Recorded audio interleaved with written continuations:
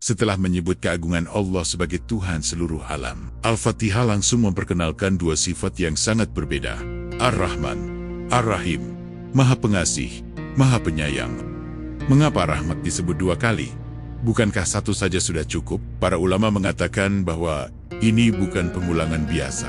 Ini adalah penegasan, sebuah pengingat yang sengaja ditempatkan di awal Al-Quran. Karena ketika manusia mendengar tentang Tuhan, banyak dari mereka langsung membayangkan kekuasaan. Kekuasaan yang mutlak, kekuatan yang tak terbatas. Tetapi Al-Fatihah langsung mengubah gambaran itu. Allah bukan hanya Rabbul Alamin, Dia juga Ar-Rahman, Ar-Rahim. Sekarang mari kita pahami perbedaan keduanya. Ar-Rahman adalah rahmat yang luas, rahmat yang meliputi seluruh ciptaan, orang beriman, orang yang belum beriman, manusia, hewan, bahkan alam semesta. Setiap napas yang kita ambil adalah bagian dari rahmat itu. Setiap tetes air hujan, setiap butir makanan, setiap detak jantung, semua itu adalah rahmat Ar-Rahman. Tetapi Ar-Rahim memiliki makna yang lebih khusus. Rahmat yang dekat, rahmat yang menyertai orang-orang yang beriman, rahmat yang menuntun mereka menuju keselamatan.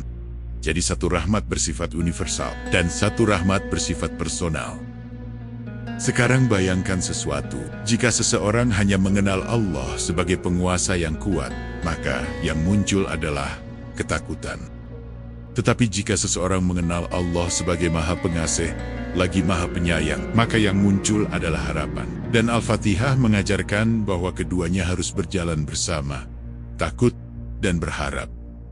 Ada sebuah hadis yang menggambarkan rahmat Allah dengan cara yang sangat menyentuh.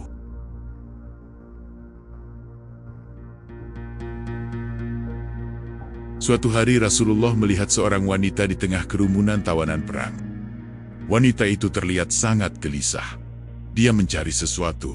Setiap kali dia melihat seorang bayi, dia memeluknya sebentar, lalu meletakkannya kembali. Akhirnya dia menemukan bayinya sendiri. Dia memeluknya erat dan menempelkannya ke dadanya. Nabi SAW kemudian bertanya kepada para sahabat, "Menurut kalian, apakah wanita ini akan melemparkan anaknya ke dalam api?"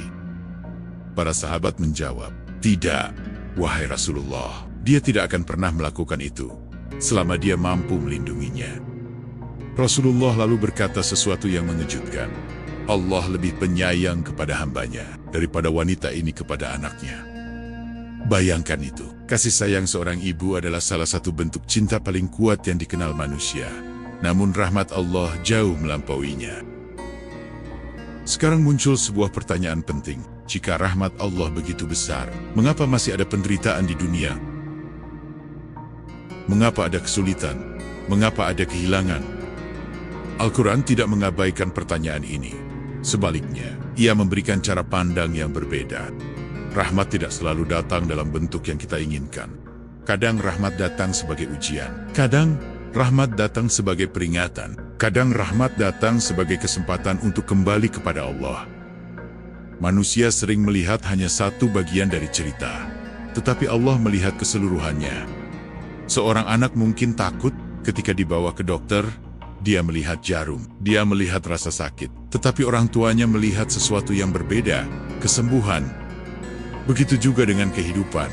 Apa yang kita anggap kesulitan, kadang adalah bagian dari rahmat yang lebih besar. Karena itu Al-Fatihah menempatkan rahmat sebelum berbicara tentang hari pengadilan. Pertama, rahmat, kemudian tanggung jawab. Ar-Rahman, Ar-Rahim, Malik Yaumiddin. Urutan ini bukan kebetulan. Ini adalah pendidikan bagi hati manusia. Jangan putus asa, tetapi juga jangan lalai. Rahmat memberi harapan, hari pengadilan memberi kesadaran, dan keduanya menjaga manusia tetap berada di jalan yang lurus. Tetapi setelah dua ayat tentang rahmat, Al-Fatihah tiba-tiba berbicara tentang sesuatu yang sangat berbeda.